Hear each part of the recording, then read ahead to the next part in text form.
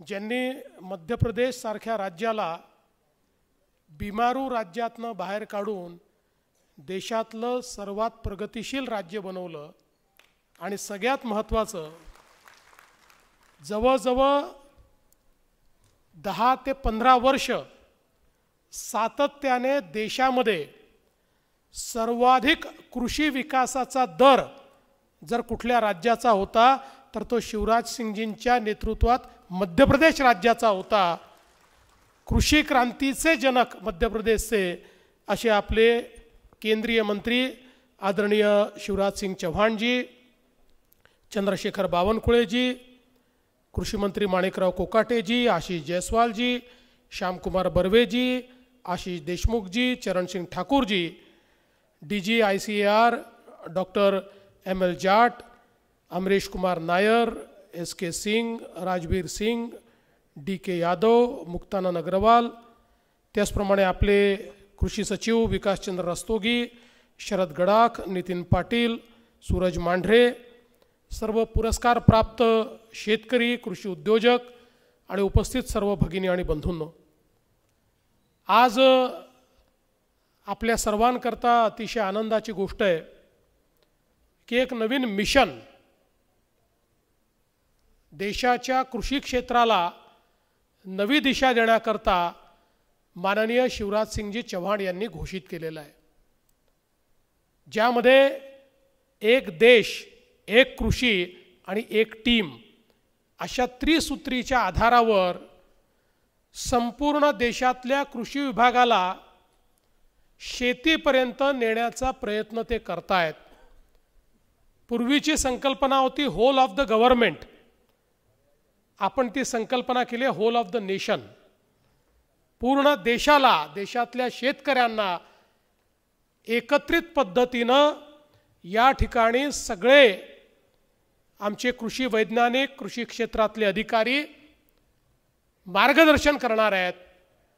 आणि मला असं वाटतं की हा अप्रोच याकरता अत्यंत महत्त्वाचा आहे की देशामध्ये कृषी क्षेत्रामध्ये खूप अनुसंधान चालतं, खूप योजना चालतात, पण याचं एकात्मिक स्वरूप हे आपल्याला पाहायला मिळत नाही। मला आठवतं की ज्यावेळी मी जलयुक्त शिवारसारखी योजना सुरू केली होती त्यावेळी माझ्या लक्षात आलं की महाराष्ट्रामध्ये 7 विभाग 14 वेगवेगळ्या योजना जलसंधारणाच्या चालवायचे आणि परिणाम काय व्हायचा तर कोणालाच पूर्ण मिळायचं नाही। कोणाला टोपी मिळायची, कोणाला कोट मिळायचा, कोणाला शर्ट मिळायचा, कोणाला पॅन्ट मिळायची, कुठलंच काम पूर्ण व्हायचं नाही। आणि म्हणून ह्या सगळ्या 14 योजनांचं एकत्रीकरण करून एक सिंगल योजना आपण जेव्हा तयार केली तर महाराष्ट्राचं परिवर्तन करणारी योजना ही जलयुक्त शिवारसारखी योजना ठरली।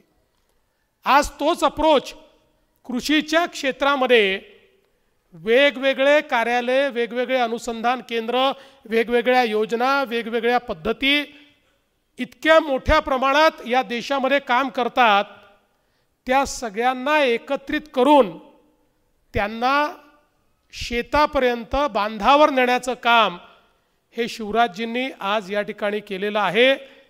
और मैं शिवराज जी आपको कहना चाहता हूँ, इस होल ऑफ द नेशन के अप्रोच में महाराष्ट्र की पूरी यंत्रणा आपकी यंत्रणा के साथ जुड़ेगी और हम लोग इसको टीम के रूप में हमारे किसानों तक ले जाएंगे। मला अतिशय आनंद आहे की या योजनेच्या माध्यमातून जे काही अनुसंधान होतं आहे ते शेतकऱ्यांपर्यंत पोहोचवण्याचं काम हे माननीय शिवराजजींच्या हाताने या ठिकाणी होतं आहे। आज 2 महत्त्वाच्या गोष्टींचं आपण अनावरण केलं। एक नॅशनल सॉइल स्पेक्ट्रल लायब्ररी, ज्याच्यामध्ये प्रत्येक राज्यातल्या सॉइलचं मॅपिंग केलेलं आहे।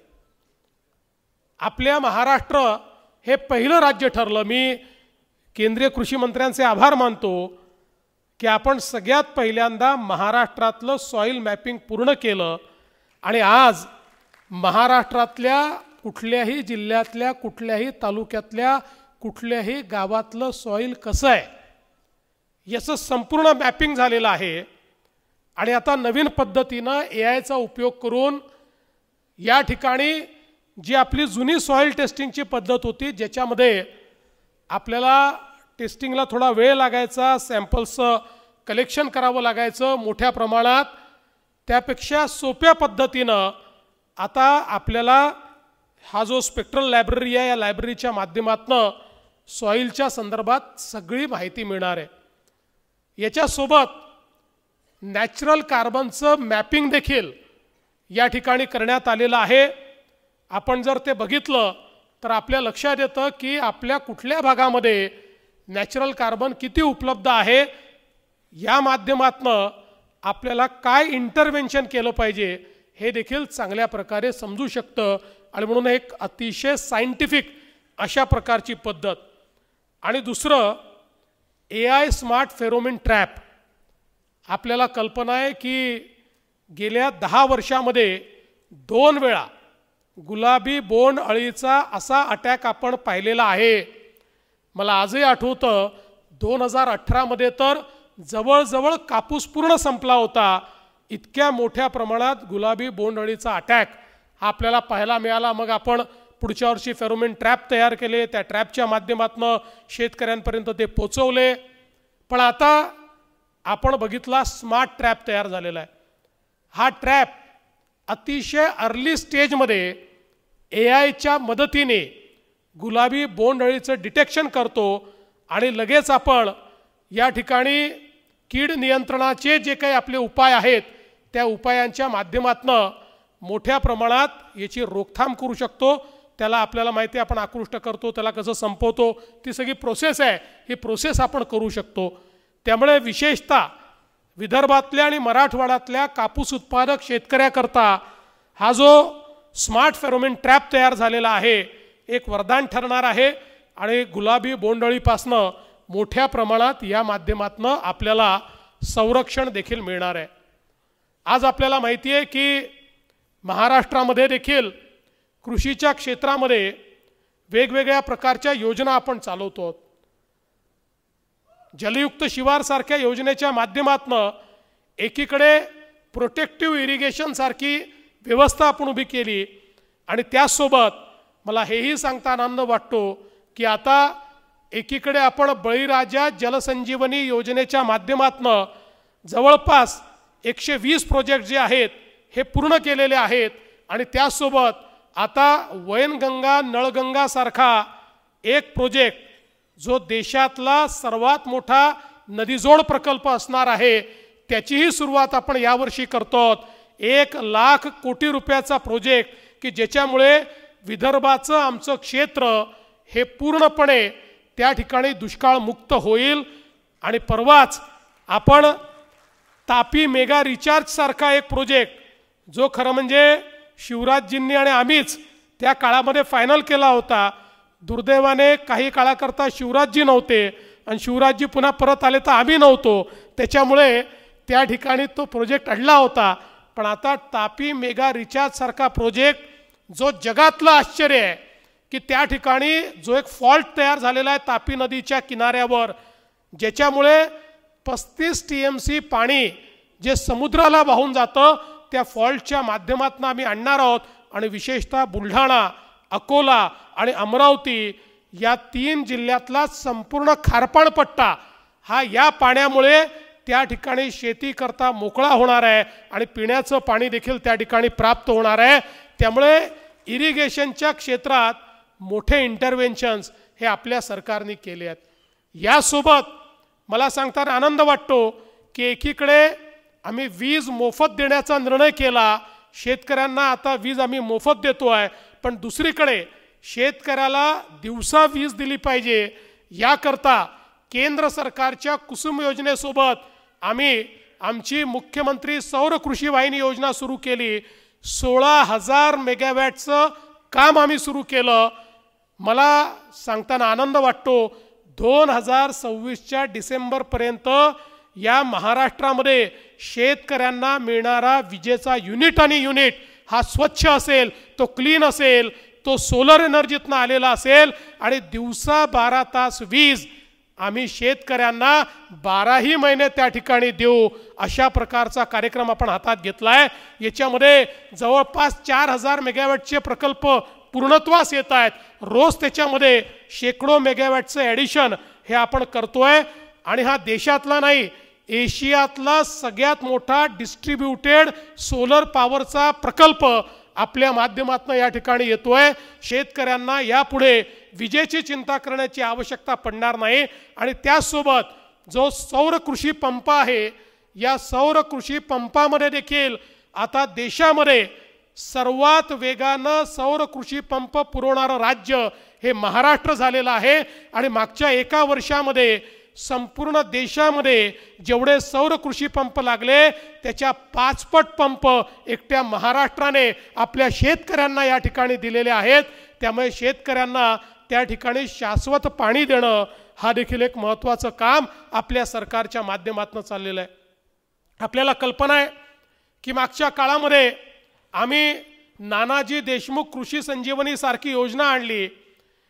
खरं तर ज्यावेळी 2014-15ला सरकार आलं आणि लागोपाठ दुष्काळ पडला, अतिवृष्टी झाली, दुष्काळ पडला, अतिवृष्टी झाली, त्यावेळेस हे लक्षात आलं की वातावरणाच्या बदलामुळे शेती ही अडचणीत आलेली आहे।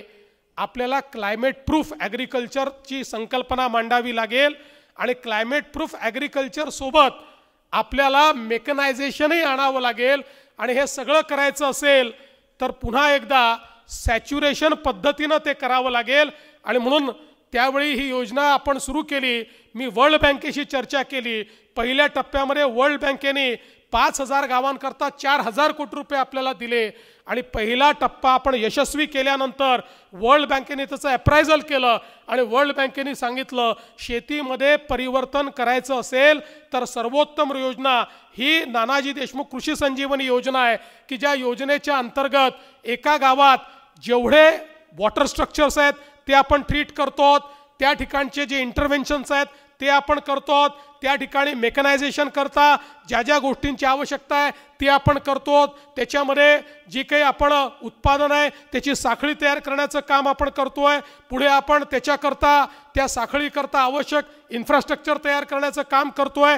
म्हणजे एकात्मिक पद्धतीनं संपूर्ण शेतीला क्लायमेट प्रूफही करायचं आणि विपणनाची व्यवस्था देखील उभी करायची। अशा प्रकारचं 5000 गावाचं इंटरव्हेन्शन झाल्यानंतर आपल्याला वर्ल्ड बँकेने सांगितलं आम्ही याचा टप्पा 2 करायला तयार आहोत।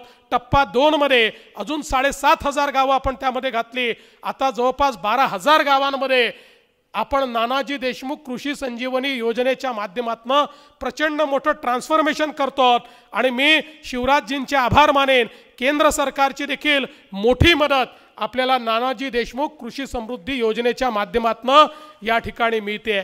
त्यासोबत आपण वर्ल्ड बँकेसोबत अजून एक योजना तयार केली ज्या योजनेचं नाव स्मार्ट आहे। आता ज्यावेळेस आम्ही बाहेर स्टॉल पाहत होतो त्यातले अनेक स्टॉल हे स्मार्ट योजनेमधले आहेत। या स्मार्ट योजनेमध्ये आपण ॲग्री बिझनेस आणि रुरल ट्रान्सफॉर्मेशनची ही योजना आहे, ज्या योजनेच्या अंतर्गत 10000 गावांमध्ये आपण त्या ठिकाणी ॲग्री बिझनेस अशा प्रकारची व्यवस्था आपल्या प्राथमिक सोसायट्यांना ॲग्री बिझनेस सोसायट्यांमध्ये परिवर्तित करून त्या माध्यमातून शेतकऱ्याचं जे पीक आहे त्या पिकाचं व्हॅल्यू ॲडिशन करता येईल। त्याला आपल्याला जसं आमच्या आशिष जयस्वालांनी सांगितलं की त्याच्यामध्ये म्हणजे प्रॉडक्टपर्यंत त्याला नेता येईल अशा पद्धतीनं आपण छोटे उद्योग त्या ठिकाणी तयार करायचे, त्या ठिकाणी भंडारणाची व्यवस्था उभी करायची। अशा प्रकारचं एक मोठं काम हातामध्ये घेतलं आणि जवळपास 2000 कोटी रुपये वर्ल्ड बँकेने त्याच्याकरता आपल्याला दिले आणि त्याच्यासोबत मॅग्नेट सारखी योजना ADBच्या माध्यमातून आपण सुरू केली। या सगळ्या योजनांचं जर आपण एकत्रीकरण केलं तर या माध्यमातून केंद्र सरकारच्या योजना, राज्य सरकारच्या योजना, या सगळ्या योजनांच्या माध्यमातून आपण कृषी समृद्धीकडे जाऊ शकतो आणि स्वयंपूर्ण गाव तयार करू शकतो। अशा प्रकारची व्यवस्था आपण उभी केली आणि म्हणून आता whole of the government approach आणि whole of the nation approach हा जो शिवराजजींनी आणलेला आहे तो महाराष्ट्रामध्ये या सगळ्या योजनांचं एकत्रीकरण करून आणि याच्यात सिनर्जी आपल्याला कशी तयार करता येईल हे कृषी मंत्री महोदय आपण याच्या पुढे करू, जेणेकरून सगळे जे काही प्रयत्न आहेत हे प्रयत्न एका दिशेने गेले पाहिजेत. अशा प्रकारे जर आपण केलं तर निश्चितपणे महाराष्ट्रामध्ये एक मोठं ट्रान्सफॉर्मेशन आपण करू शकू. आपल्याला कल्पना आहे आता आपण नवीन एक चांगली गोष्ट केली, कारण सातत्याने शेतकऱ्यांची फसवणूक ही बीजांच्या बाबतीत त्या ठिकाणी होत असते, बियाण्याच्या बाबतीत होत असते. आणि पूर्वीच्या काळामध्ये आपल्याकडे जे ब्रीडर होते त्यांच्याकरताच केवळ कंपल्शन होतं की ब्रीडरनी सोर्स सांगितला पाहिजे आणि बिना सोर्सचं त्याला विकता येणार नाही. आता या वर्षीपासनं आपल्या पोर्टलवर, कारण आपल्याला माहिती आहे 75% आपल्या इथलं जे बियाणं आहे हे ट्रुथफुल बियाणं आहे, आता हे ट्रुथफुल बियाणं देखील रजिस्टर करावं लागेल आणि त्याचाही सोर्स सांगावा लागेल. अशा प्रकारचा नियम यावर्षी आपण तयार केला आणि त्याचा नुकताच GR आपण काढलेला आहे. त्यामुळे शेतकऱ्यांची जी फसवणूक होते, कुठलंही बियाणं घेतात, ते पॅक करतात, कुठेही विकून टाकतात आणि मग त्याच्यानंतर उगवलं नाही की तो शेतकरी नामोहरम होतो. अशा प्रकारच्या ज्या व्यवस्था आहेत या व्यवस्थेतनं शेतकऱ्यांना बाहेर काढण्याचं काम हे मोठ्या प्रमाणात आपण करतोय. मला आनंद आहे की आपल्या कृषी विद्यापीठांनी देखील मोठ्या प्रमाणात अनुसंधान सुरू केलेलं आहे आणि चांगल्या प्रकारच्या त्या ठिकाणी बियाणं हे आपल्या चांगलं वाण मिळालं पाहिजे या दृष्टीने खूप चांगल्या प्रकारचं काम चाललेलं आहे. पण जसं शिवराजजींनी सांगितलं की त्याचा कनेक्ट हा शेतीपर्यंत करणं हे अधिक आपल्याला आवश्यक आहे.